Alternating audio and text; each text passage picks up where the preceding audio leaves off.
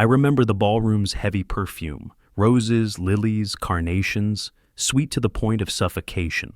The strings were lively, piano bright, yet every note sounded like mockery to my ears. I sat in the back, gripping the chair arms, watching my daughter in her white gown, my Lily, my only child. The breath I had clung to since her mother left.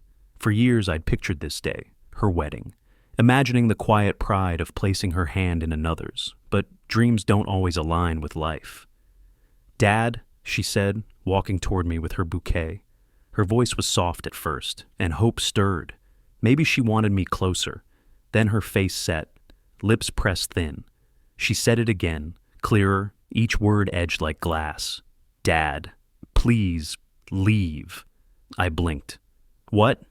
My throat was dry. The word cracked. "Leave," she repeated, no hesitation now. "You're embarrassing me. You don't belong here." The cut landed deep.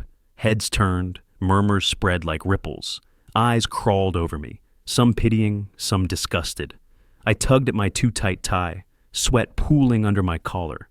"Lily," I kept my voice steady. "I'm your father. It's your wedding. I only wanted—" She sliced in, quick and precise. "You wanted to make this about you. It's my day. Please go." I looked at the groom, Daniel, tall, handsome, smiling at her, never at me. In that smile, something smug, like this had his fingerprints on it. "Daniel," I managed past the lump in my throat. "Do you feel the same?" He shrugged.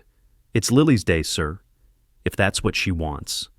Sir, cold, distant, not father-in-law, only a formality that kept me outside the circle. My legs went weak as I stood. The violins surged, sweet and cruel. My chest burned, hands trembled. I forced a nod.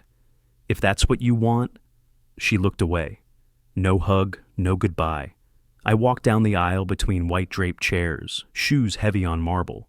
Whispers pierced my ears. "Isn't that her father? Why would she tell him to leave? He lost his savings years ago. No wonder." Shame climbed my neck, hot and bright. My eyes stung, but I wouldn't let the tears fall here. Outside, the night air cooled me after that suffocating sweetness. Under a streetlight in my old car, my hands shook so much I missed the ignition twice. Memories flooded. Lily at 5 in her mother's scarf. At 12, sobbing into my chest over a scraped knee. At 18, waving from a train while I smiled and broke inside. And now, this. Why? Why would she do this? I leaned back and stared at the bright ballroom windows through the windshield. After everything I gave up, after everything I did for you, Lily, was I that embarrassing? The weight in my chest wasn't just age or loneliness. It was betrayal, heavier than time. I saw her mother's face again in the hospital light, her hand squeezing mine, her last words. "Take care of her. Protect her. She's all I kept that promise. Every day, until tonight. I must have sat there half an hour with the engine quiet. Then, to the dark, I whispered, if she wants me out of her life, I'll leave her something she'll never forget. I drove home in silence. The road was empty. My head was loud. You don't belong. You should go. It's Lily's day, sir. Sir? That was all I was to Daniel. A nuisance to be removed. I'd seen him counting guests like figures on a ledger. I'd seen his smile vanish when Lily looked away. Something was wrong. And Lily, my poor Lily, didn't see it. Or wouldn't. At home, I left the lights off and sat in the ringing quiet. The clock too loud. I spoke to the mantel, her graduation photo, cap tilted, our arms around each other. Was I that shameful to you, Lily? Just dead weight? A reminder of where you came from? I raked my thinning hair, fists clenching. I wanted an answer. Silence answered back. Then the thought split the dark like lightning. I wouldn't vanish, not like this. If they wanted me gone, I'd go on my terms. I'd leave Daniel something that unsettled him. Something he couldn't shake. Something Lily could never unhear. A gift, not paper and ribbon, but sharp, heavy, and honest. In that quiet room, a bitter smile found me for the first time that night. The wedding had broken me and woken me. This wasn't an ending, it was a beginning. The house felt too quiet, the kind that steals breath. I sat beneath a faint yellow lamp, its glow stretching across the frame photographs. My eyes fixed on one, Lily at 8, hair in bows, jam on her mouth, laughing like she owned the sky. "Where did that little girl go?" I whispered. "When did I turn into a burden?" My chest tightened around a question that had hunted me all night. Was it me, Lily? Did I fail you? Or did someone twist your heart?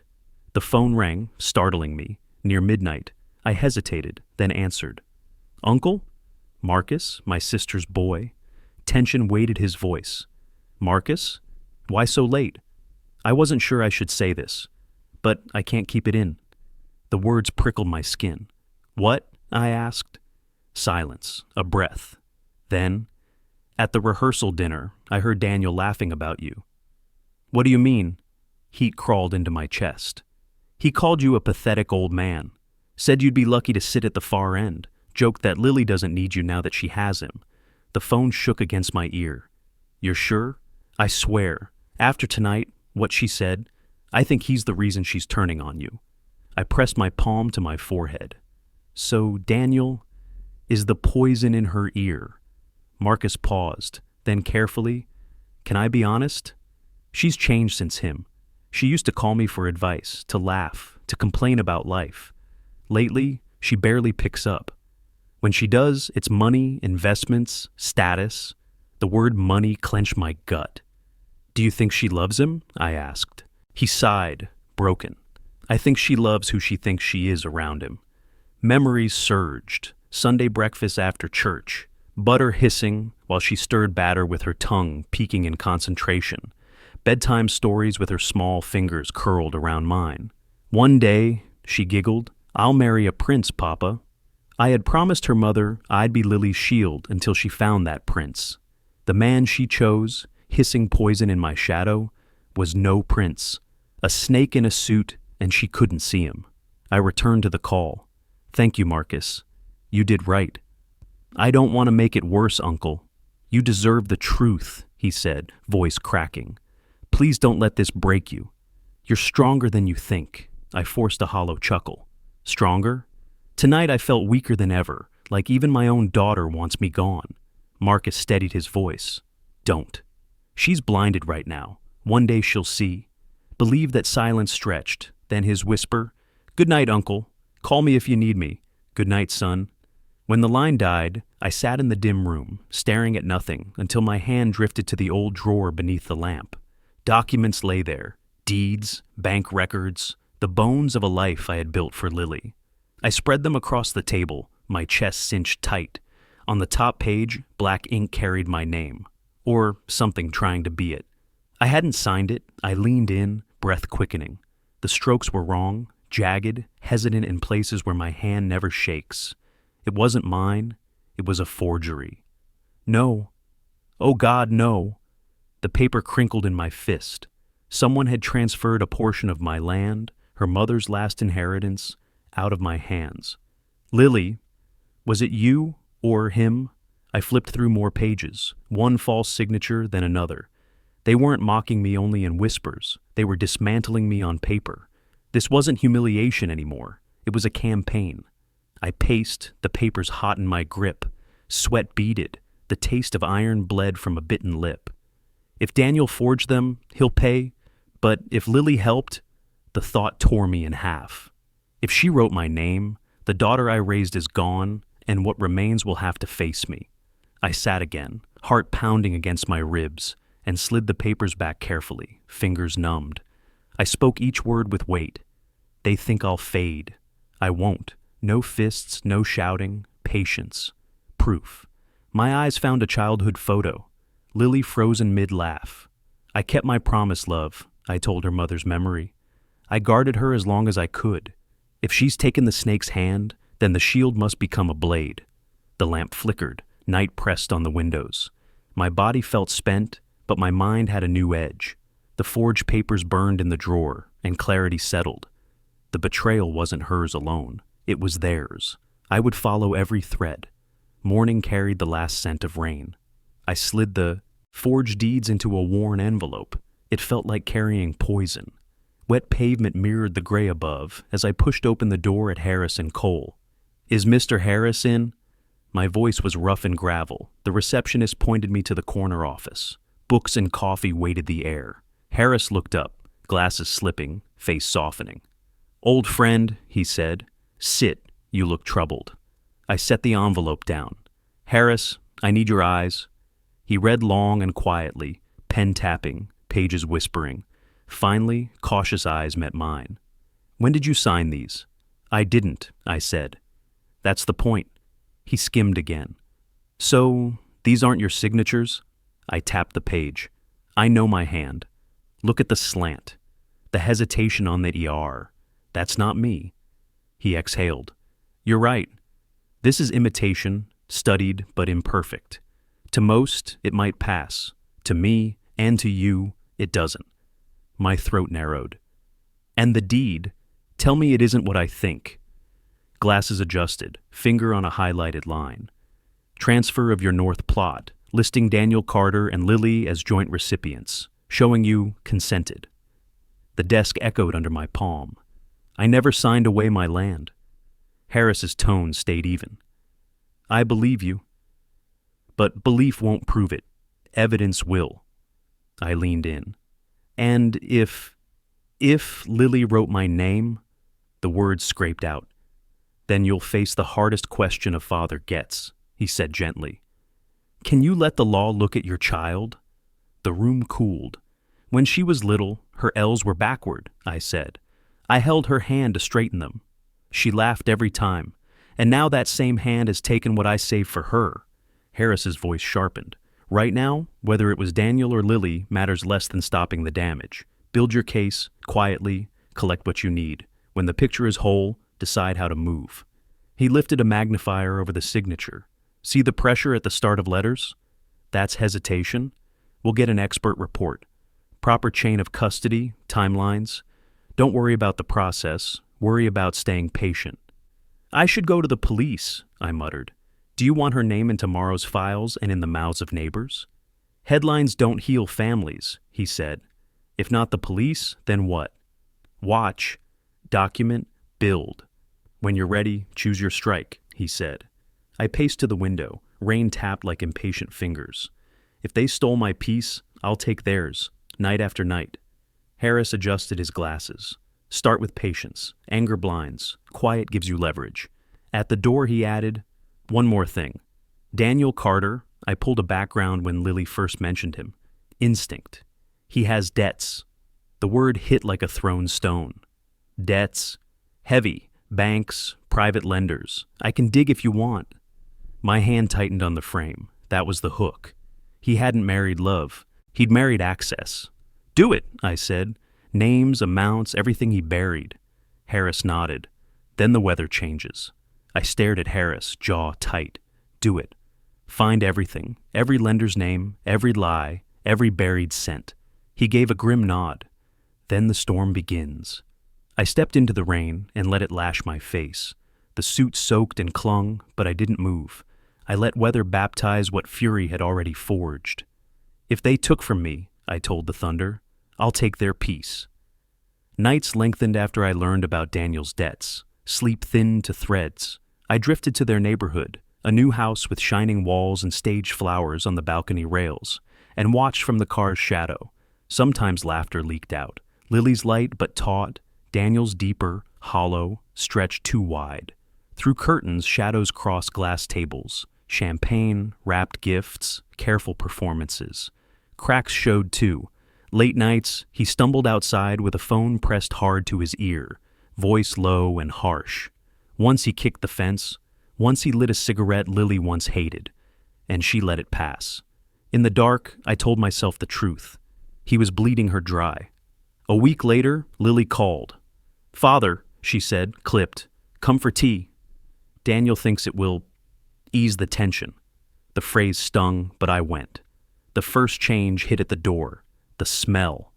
Not the warm home scent I knew, but heavy, expensive perfume. A hotel lobby in a house. She stood in an elegant gown, face painted, movements stiff. "Father," she said flatly. "Lily," I answered, withholding the warmth my mouth almost gave. We sat in a pristine showroom, sharp edges, glass tables, velvet chairs. She set down a tray, cups chimed. "Jasmine," she said. I lifted the cup with a hand that trembled, not from age, from anger I kept contained. "Your mother loved Jasmine," I said. She shifted, then hardened. "Let's not bring her into this." "Do you realize what you've done?" I asked. "I'm married," she answered. "My husband and I decide." "You don't interfere." I set the cup down. Porcelain clicked. "You call forging my name a decision?" Her eyes flicked to Daniel, propped in the doorway with a smirk. "You're overreacting, sir," he said smoothly. "We thought you were done with that land. Fresher hands will use it better." "Your hands?" I asked. "Your creditors?" His smile faltered. "You know nothing about my affairs." "And you know nothing of honor," I said. Lily's voice cooled the room. "This is our home, not yours. Don't make this harder." I stood, fury hidden under a calm mask. "Of course! I'll leave you to your kingdom." As I turned, my fingers passed over the glass table and tucked a small black cube beneath a heavy vase. No bigger than a coin. My real gift. That night, the storm returned. Rain drummed the windows. I sat with the dark until days had passed, and the device had gathered what it could. Whispers, arguments, truths they thought the air would keep. When I retrieved it, my hands shook pressing play. Daniel's voice hit first, harsh and raw. "Family dinners? I don't care." That old man humiliated me the second he started snooping. My jaw set. Then Lily, pleading. "He's still my father. Show him some respect." Daniel's laugh had no warmth. "I didn't marry you for your father. I married you for what you bring. The money, the land, the future." Cold weight settled in my chest. "That's not true." "Tell me it's not," she started. He roared, rattling the tiny speaker. "Stop pretending, Lily. Once the old man's gone, the rest is ours." I paused the recording. Breath came in pieces. The hurt this time had edges. Morning, I reached for the only help that wouldn't drag us into headlines. Raina, an old friend who'd walked away from the force, but not from seeing clearly. "I told you I was done with that life," she said when I called. "Why now?" "Because my daughter is in danger. My son-in-law is using her. If I go official, I might destroy her with my own hands," I said. She exhaled. "Meet me tomorrow night. I don't promise miracles, only truth's enough." As rain started again, I replayed Daniel's words. "Once the old man's gone, the rest is ours." They weren't careless. They were policy. I spoke to the storm in a voice steadier than it felt. "Not yet, Daniel. The old man is still here, and he just poured the first poison in your cup." I set my desk with what mattered, forgeries, recordings, notes, and sealed them in a metal box. On the lid, with a marker, for Lily. Not today, not tomorrow, but one day she would open it and hear him, not me. That night, on the town's edge, the cafe smelled of burnt beans and wet leather. Raina kept her cap low. "Why pull me in?" "You've seen men like him," I said. "I can't fight blind." She sipped and studied me. "You want revenge dressed as protection," she said. "This isn't revenge," I answered. "It's justice, wrapped like a gift. When Lily opens it, she'll see who stood and who destroyed." She smirked without joy. "You don't control how truth lands. Sometimes it saves, sometimes it buries steam coiled from our cups." "Will you help me?" I asked. A moment softened her eyes. "I know a sub-inspector, Raj, young, too curious. I'll nudge him your way. But tread lightly. Once cops catch a scent, they don't always stop at the target." The next evening, a dim parking lot outside his station. Crisp uniform, restless eyes. "You're Raina's friend?" "That's right." Arms folded, he asked. "You have forged signatures and recordings. Why not walk into the department?" "Because your files count crimes. I'm trying to save my daughter. I need truth first, and quietly," I said. He held my stare, then nodded. "If you want quiet, you'll get whispers. Sometimes whispers are enough." I handed him the recording. He played it on his phone. Daniel's words spilled out. "Once the old man's gone, the rest is ours." Raj's eyes widened. "That's heavy. If this leaks, Carter's finished." "Not yet," I said. "Lily hears it first, from me." He scratched his jaw. "I'll keep my ears open. He owes money. Too many are circling him. He'll flinch. When he does, I'll let you know." Walking home through damp, near-empty streets, my heart thumped harder than it should. Not fear anymore, anticipation. Under my breath, piece by piece, layer by layer. I'll build this grave of secrets, but secrets don't stay buried. 2 nights later, my phone rang. Lily's voice was sharp and cold. "Father, Daniel says someone watched him near the club." "Was it you?" My stomach dropped. My voice stayed even. "Why would I watch him? I have no business in his world." "Then why is he nervous? Why do people say you're talking to lawyers and strangers? What are you planning?" "Planning?" I managed a dry laugh. "If anything, I'm planning to survive your silence." "Don't twist this," she snapped. "Daniel says you're trying to destroy him. If that's true, you're destroying me too." The words burned worse than the wedding. I gripped the phone until it hurt. "I'm trying to protect you, Lily," I said at last. "By spying, by dragging strangers into our lives. Keep this up and you'll lose me for good." The line died before I could answer. The room tilted around me. That foreign, heavy perfume from her house seemed to hang in memory again, a scent I no longer recognized. Daniel's poison had seeped deeper than I'd thought. Next evening with Raina, she read my face before I spoke. "You told her, didn't you?" "Daniel did," I said. "He already suspects shadows." Now, Lily thinks I'm the enemy. Her look turned grim. "You wanted a slow burn? Then let her hate you first. That's the fire he'll use against you." "I can take her hate," I whispered, "if, in the end, she turns it where it belongs." The cafe settled into clinks and low voices. My chest ached, my eyes stayed clear. "Tell Raj to keep close," I said. "If Daniel's smelling shadows, he'll make mistakes soon. When he does, I'll be there." She sighed. "Don't let the flame consume you." "Revenge eats more than betrayal ever could," I gave a thin smile. "It isn't revenge. It's justice, wrapped like a gift." Back home, I opened the drawer. The sealed box waited for Lily. I ran a finger over cold metal. "One day you'll open this," I whispered, "and you'll know who stood in the shadows for you and who buried you in them." My phone buzzed. Raj, 2 lines. "Carter is uneasy. Someone tipped him about watchers.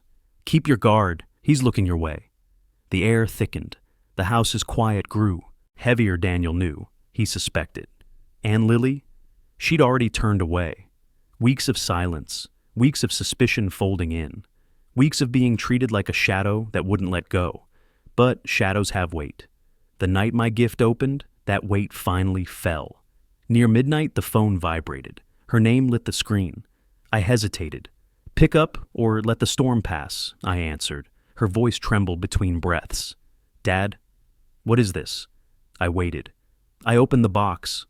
I thought it was old things and letters. Her letters, Mom's letters. I read them all. I cried because I felt her again. A breath broke. Then I found it.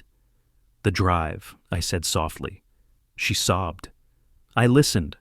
I heard him saying I was weak, that I was only worth money, that once you're gone, the rest is his.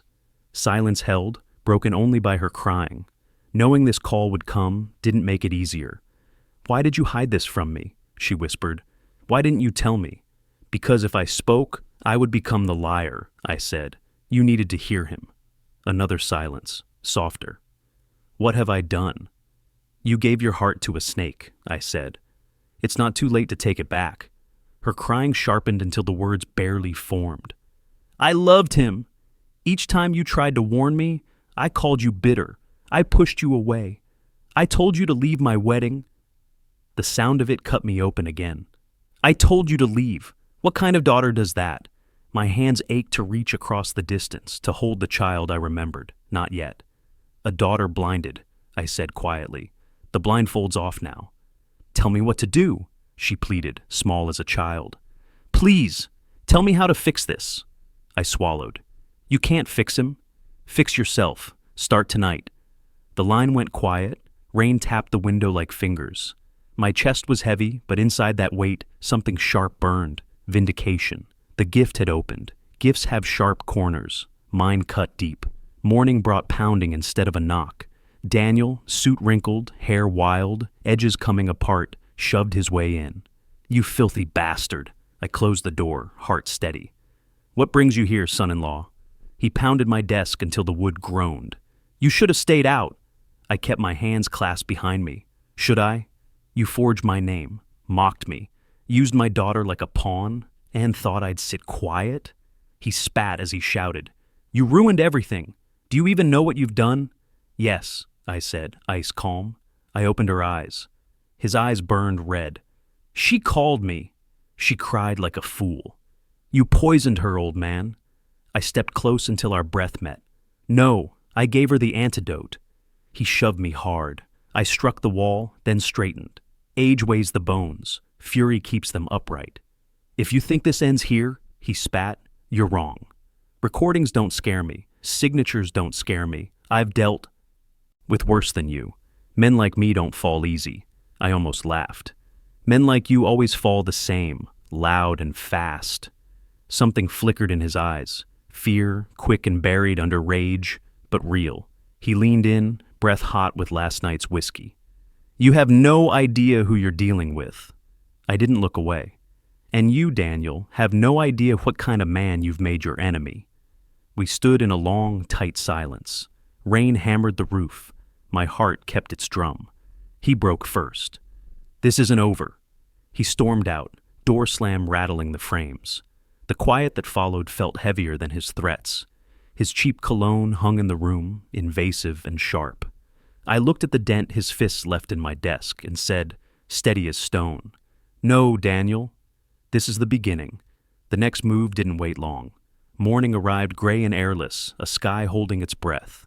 I walked back into Harris's office with Raina beside me. Harris spread the file across his desk. Every forged deed, every transaction pushed with your name, combined with the recording and Raj's debt notes, enough. The words tasted like iron. Enough to bury him, enough to make the law see, he said. Raina leaned in. This is the moment. Once you sign, you don't step back. My name had been stolen a dozen times. Now the paper asked for it from me alone. Forgive me, love, I murmured to the memory of my wife, if I put our child in fire to pull her out. I signed, clean, no hesitation. The breath that left me was heavy and strong. By week's end, whispers trailed my steps. Harris's office buzzed. Daniel's seams widened. Raj found me outside my gate. He's panicking. Banks are sending letters. He thought your land would patch the holes, but your complaint froze the papers. He's pressing Lily harder. How is she? I asked. From his circle, she still defends him. Thinks you planted lies, Raj said. I almost smiled at the predictability. Habit looks like loyalty from the inside, until it doesn't. 2 days later, Lily stood at my gate, eyes swollen, coat half-buttoned. Father, I stayed quiet. You were right, about everything. Her voice broke. He's been screaming, throwing glasses, slamming doors. Says I'm useless. Says he married me for access to your land, the debts, the banks. I can't look at him, I exhaled. And now, you come to me. I chose him over you, she whispered. I chose wrong. The little girl at 8, the scraped knee, the look that asked to be held, flashed through her face. My hands didn't move. Pain is a teacher, I said. Keep the lesson. That evening, the storm finally arrived with lights and boots. Daniel Carter! Open the door! Curtains lifted all along the street. Harris folded his arms across the way. Raina leaned on her car. Raj stood firm with the officers. Daniel came out pale and loud. Cuffs clicked. This is a mistake. I married her. You can't erase that. He scanned the street for a savior and found mirrors. As he passed me, rage spit from his eyes. You think this is the end? I'll come back for you. I'll ruin you. I kept my hands behind my back. You ruined yourself. I held up the glass. The van swallowed his shouting, and the street exhaled. Some neighbors nodded, some whispered doubt. They all understood enough. An old man had pulled a thread until a suit came apart. I went inside and let out a breath made of relief and sorrow, both. It wasn't over. A soft knock this time. Lily again. She fell to her knees. Dad, please. Forgive me. I chose him over you. I drove you away. Don't leave me too. The police split me, but the wound hadn't healed. My hand held the frame. You'll have to learn how a closing door feels, I said. Tonight it's this one. I shut it. Her sobs stayed on the other side. Her sobs stayed on the other side of the door. Lily knelt on the step, asking for forgiveness, and I let the night hold my answer for me. 3 days passed since Daniel was taken in cuffs. Sometimes his curses echoed, sometimes his glare flashed when I closed my eyes. But it was Lily's sobs on my doorstep that haunted me most, the empty street, her on her knees, and me closing the door. I hadn't opened it since. Morning rain returned, soft taps on the window, damp earth in the cracks of the old house. I sat with the box on the table, my box, her box, for Lily. A softer knock came. I opened the door. She stood bare of display, no makeup, no gown, pale, hollowed out, holding the box. She set it on the floor between us, with shaking hands. "All I wanted was love," she said. "Somehow, I chose his over yours." Her knees gave, the box rattled as tears hit the lid. "You gave me everything. I called you embarrassing. I called you weak. I chose a man who lied and threw you away for him." Her sobs filled the room that once held her laughter. I stood, torn between anger and longing. She was my daughter, and the one who had cut me deepest. I didn't know which truth mattered more. She drew out letters in her mother's hand. "I read them again," she cried, "every line about love, loyalty, family, and I betrayed them all." Her voice broke. "Say something. Yell, punish me, anything, but not this silence."